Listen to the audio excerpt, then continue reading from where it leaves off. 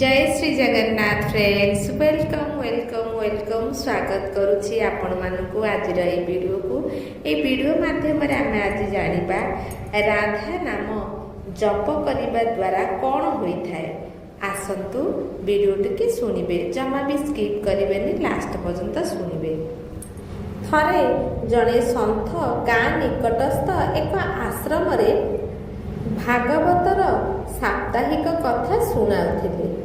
तृतीय दिनर भागवत कथारे से कहिबाकु लागिले, अनेक प्रकार लोक जे माने पाप करती सेमानंकु नरककु जीवाकु पड़िथाए, किंतु एमिति एक उपाय अछि जहा द्वारा नरककु जीवारु रक्षा मिल पारे। थरे केही सचोट हृदय रे राधा नाम जप कले से नरकगामी हुए नहीं। जड़े सेठ जी जे प्रतिदिन आसी सत्संग शुणुथिले, सत्संग सरिबा परे से साधु पाखकु आसी जोर रे कांदिबाकु लागिले। सन्थ कहिले, सेठ जी आपण काहीकि कांदुछंती, आपणक मन काहीकि दुखित। सेठ जी कहिले, प्रभु आपणक कृपारु मु सब किछि पाइछि, किंतु मो मनरे एक बड़ चिंता अछि। सन्थ कहिले, मते कुह कौन चिंता अछि। सेठ जी कहिले, आज आपण भागवत कथारे नरक विषय वर्णना करिसंती एवं वर्णना करिसंती जे जीव मानकु पाप कर्म द्वारा नरकर प्राप्त होइथाय, किंतु गोटे उपाय अछि जहा द्वारा नरकगामी हेबाकु बंची पारिबो। तेणु प्रभु मु आपणकर आश्रय को आसीछि। मु प्रतिदिन सत्संग शुणिबाकु आसे। मो मनरे एही विश्वास रहिछि जे आपणक कृपारु ओ भागवतक कृपारु मु निश्चय उद्धार हेबि, किंतु मोर गोटे सान भाई अछि जार बयस 50 वर्ष। से सत्संग को जाए नहीं, भगवान को विश्वास करे नहीं, किंबा भगवान को नाम मध्य जप करे नहीं। से किपरि उद्धार पाइब, एही कथा नेई मु बहुत चिंतित। एथिपाई मु ताकु मध्य अनेक थर बुझाइबाकु चेष्टा करिछि। संसारर काम तो जारी रहिब, भगवान को नाम मध्य मने मने जप करिबा उचित, किंतु से कुहे एपरि करिबा द्वारा किछि हुए नाही। एहा तुमे मध्य कर नाही। मु जेतिकी विश्वासी ओ प्रभुंको उपरे मोर जेतिकी विश्वास अछि से सेतिकी नास्तिक। तापरे सन्थ जनक कहिले, तुमे काहीकि चिंता करुछ, दिने से भी उद्धार होई जिवो। सेठ जी कहिबाकु लागिले, हे प्रभु से केबे उद्धार हेबो? आपणक भଳି महापुरुष आम गाँ को आसीछंती। मु आपणक ऊपर ही विश्वास करे, आपण ही तांकु उद्धार करि पारिबे। एबे दया करी आपण मो घर को आसंतु एवं जेउ परी हेले मध्य ता मुखरु श्री राधा नाम उच्चारण करातु। तापरे सेठ जी को अनुरोध शुणी सन्थ कहिले, आसंता काली सत्संग सरिबा परे मु तुम घर को निश्चित आसीबी एवं ताकु भगवान को सुमरणा अवश्य कराइबी। परदिन सेठ जी ताको घर को गले। सेमाने सन्थक आसीबाकु अपेक्षा करिथिले। आश्रम रे भागवत कथा समाप्त हेबा परे एवं सन्थ जी तांको प्रतिश्रुति अनुजाई सेठ जींकर घरे पहुँचीथिले। घरे पहुँचीबा मात्रे सेठ जी साधु मानकर अत्यंत श्रद्धार सह स्वागत करिथिले। से तांको भाई को डाकी कहिले, आज जने साधु आम घर को आसुछंती, तांकर दर्शन करंतु। से भितरे बसी कहिले, मु कौनसी सन्थंकु भेटिबाकु चाहू नाही कि भगवान को भेटिबाकु चाहे नाही। तुमे ही तांकर सेवा कर एवं तुमे ही तांकु खाइबाकु दियो।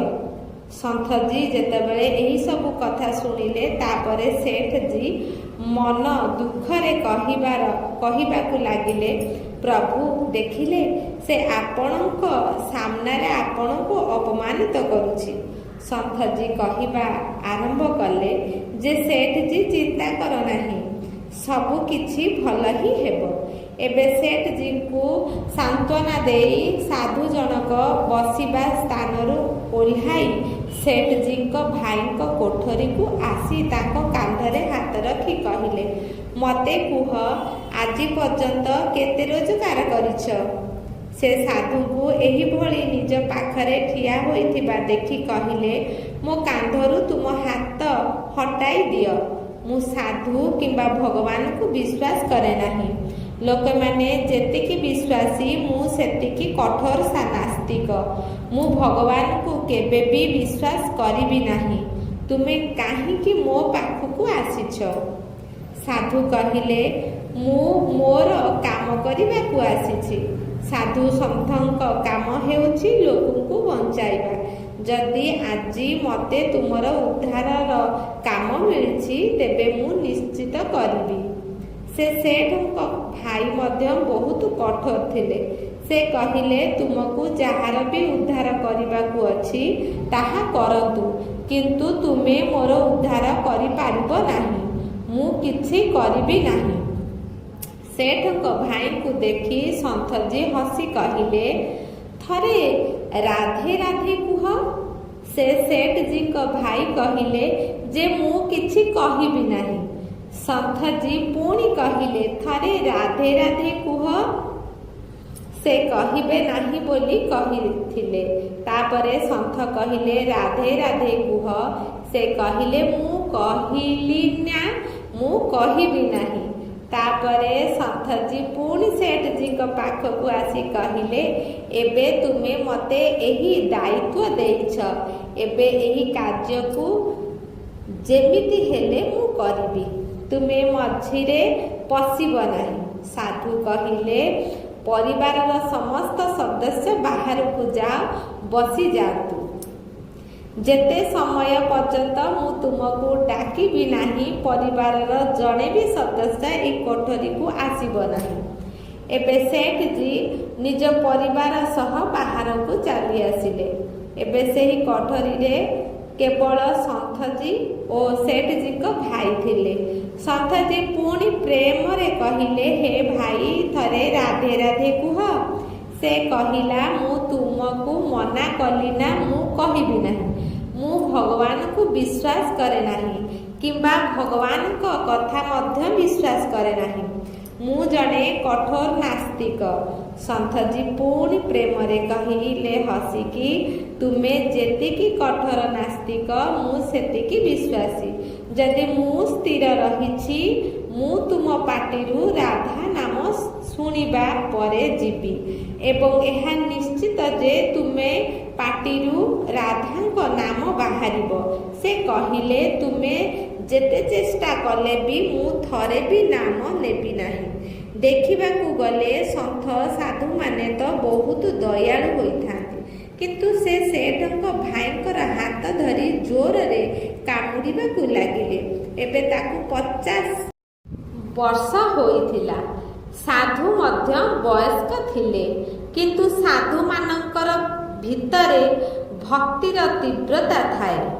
ସେ ଜୋରରେ ସେଠଙ୍କ ଭାଇର ହାତ କାମୁଡ଼ି ଦେଲେ। ହାତ ମୋଡ଼ି ସାଧୁ ପୁଣି କହିଲେ, ରାଧେ ରାଧେ କୁହ। ସେ କହିବେ ନାହିଁ ବୋଲି କହିଥିଲେ।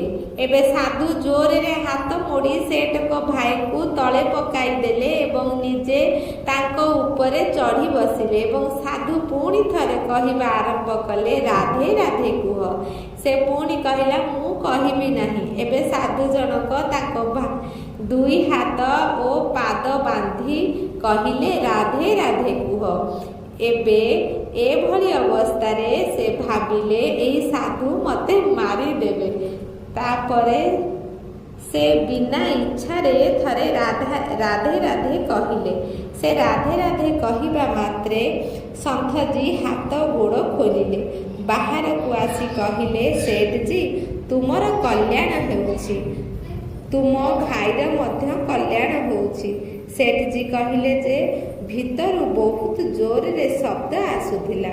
ତାପରେ ସନ୍ଥଜୀ କହିବା ଆରମ୍ଭ କଲେ ଯେ ତୁମ କାମ ହିଁ ଏପରି ଥିଲା। ଆପଣ କହିଲେ ସେ ଜଣେ ନାସ୍ତିକ, କେବେ କିଛି କହନ୍ତି ନାହିଁ। ଆଜି ତୁମ ଭାଇ ରାଧେ ରାଧେ ନାମ ଉଚ୍ଚାରଣ କରିଛନ୍ତି, ତାଙ୍କର କଲ୍ୟାଣ ହେଉ। ଏବେ ମୁଁ ଯାଉଛି। ଗତକାଲିଠାରୁ ପୁଣି ମୋର ଭାଗବତ କଥା ଅଛି। ଏବେ ସନ୍ଥଜୀ ନିଜ ସ୍ଥାନକୁ ଫେରିଗଲେ।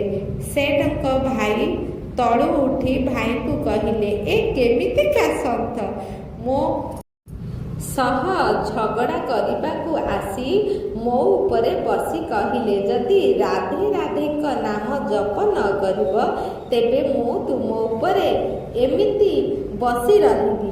ଏବେ ସେଠଜୀ ତାଙ୍କ କଥା ଶୁଣି ହସିବାକୁ ଲାଗିଲେ। ସେ ହସି ହସି ଈଶ୍ୱରଙ୍କୁ ହୃଦୟରେ ଧନ୍ୟବାଦ ଦେଲେ।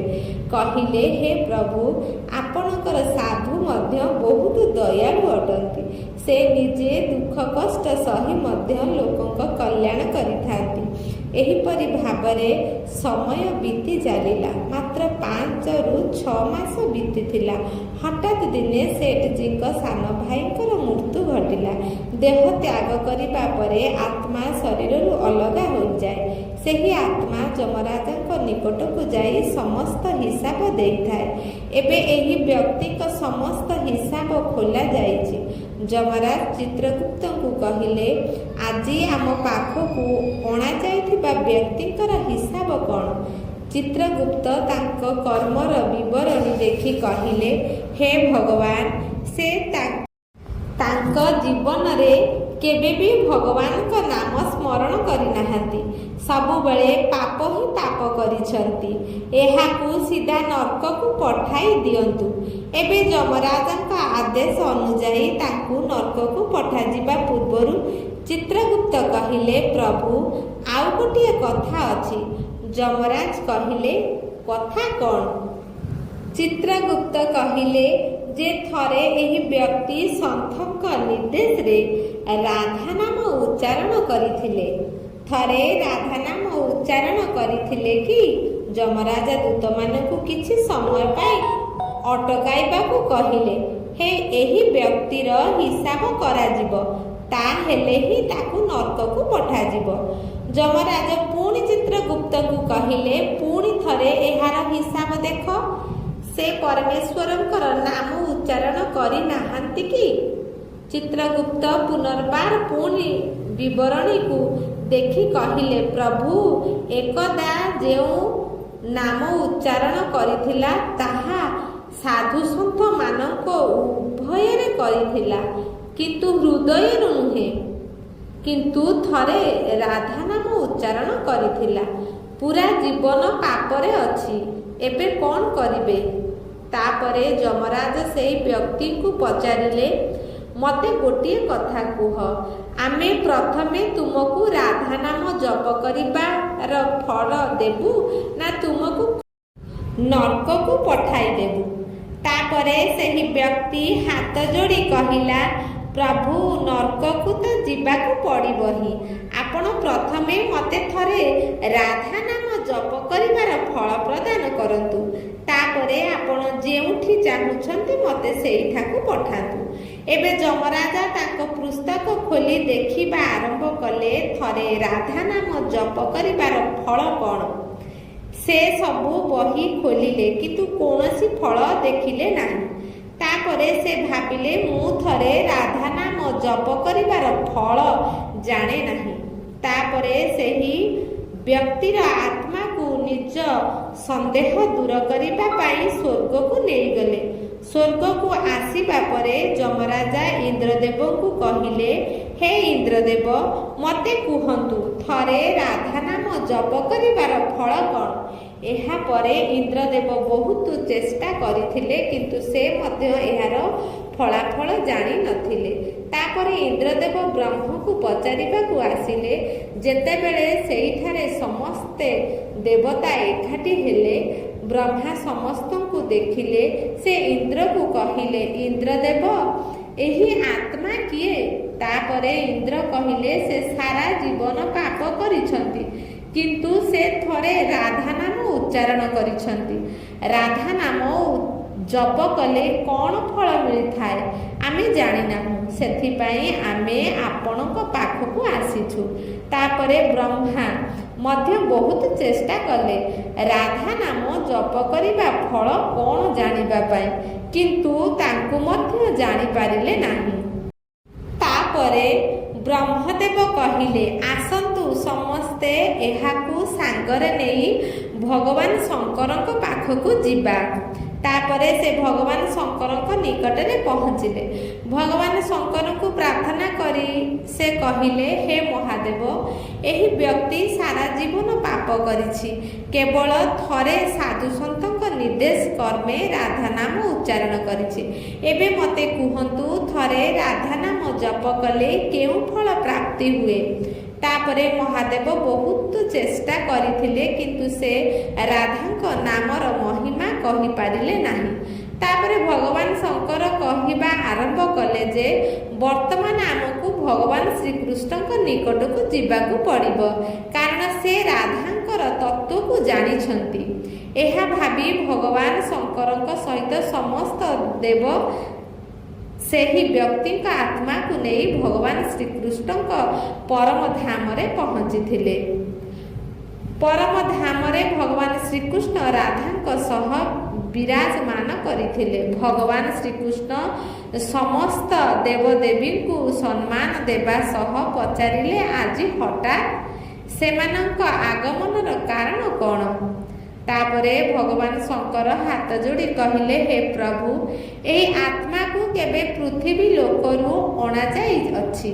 ସେ ତା ଜୀବନରେ ଅନେକ ପାପ କରିଛି, କିନ୍ତୁ ସେ ତା ଜୀବନରେ ଥରେ ରାଧା ନାମ ଉଚ୍ଚାରଣ କରିଥିଲେ। ଥରେ ରାଧା ନାମ ଜପ କଲେ କ'ଣ ଫଳ ମିଳେ ତାହା ଯମରାଜା ଜାଣିପାରିନଥିଲେ।